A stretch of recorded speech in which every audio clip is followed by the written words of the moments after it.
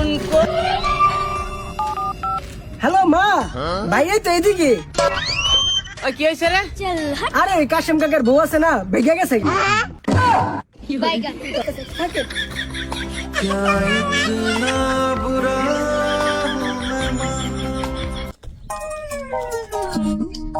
এলো তোর পাওনা টাকা।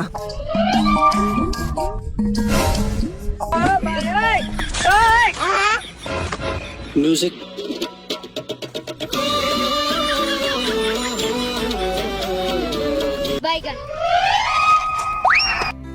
क्या इतना बुरा हूँ मैं माँ,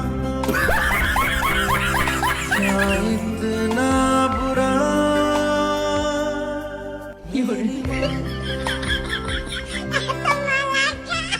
এ কথা আজকে 2 দিন ধরে কিছু খাই নাই, 100 টাকা দাও, অন্তত পক্ষে হোটেলে যাই দুটো ভাত খাই। আরে লোকটা মনে হয় অনেক অসহায়। দাও কোথা দাও, 100 টাকা দাও। যাই লোকটারে 50টা টাকা দিই, অন্তত এক বেলা খাবার খাইতে পারবো। ও ভাই লন, এখানে 50টা টাকা আছে, দুপুরে কিছু খায়ালেন। ওরা দেশালা সরাসরি আমার হাতেই দেতা, এর কাছে দিতে গেল কে? এ তো 50 টাকা মাইরে খাইছে।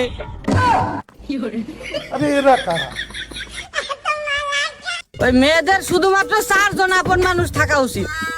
1 বাবা, 2 স্বামী, 3 সন্তান, 4 হচ্ছে ভাই। এরপরে যদি কোনো আপন মানুষ দেখা দেয় তাহলে সেটা ওই মেয়েদের জন্য বিপজ্জনক হয়ে দাঁড়ায়, মনে রাখেন। ইতিহাস সাক্ষী আছে, যেই সব স্বামীগুলা টুকটাক ঘরের কাজ পারে তাকে বউগো শরীর 12 মাস অসুস্থ থাকে। হ্যালো কুলসুম, ওই তার বান্ধবীরে কয়ে দিস, সে যদি আমার না হয় আমি তারে কারো হইতে দেব না। কে রে, তোর হইলে কি তুই সবাই রুতে দিবি? কথাটা কইছি মাথা রাখিস। টাকা চাইলে আমরা উড়াইতে পারি, কিন্তু টাকা উড়ানোর জন্য টাকা থাকারও তো দরকার আছে। প্রথমে আমি অনেক গরিব আছিলাম, তারপরে আমার এই বন্ধুর সাথে আমার দেখা হয়েছে। এখন আমি গরিব থাকার পাশাপাশি অনেক দেনাদার।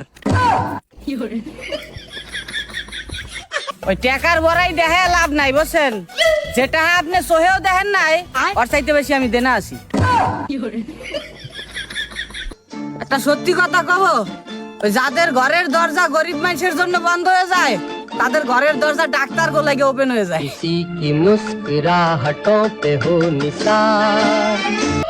ছোটবেলায় যখন পড়া ভুল হইতো, মাস্টার সামনের স্টুডেন্টে যখন পিড়াইতো, তখন পিছে বসে ভাবতাম কোন সময় জানি এই পিড়ান আমারও খাওয়া লাগে।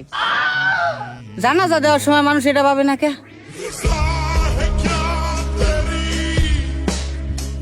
ওই মাতারিগো পিছনে বেশি দৌড়াইতে নাই, ফিরে আসাটা মুশকিল হয়ে যায়।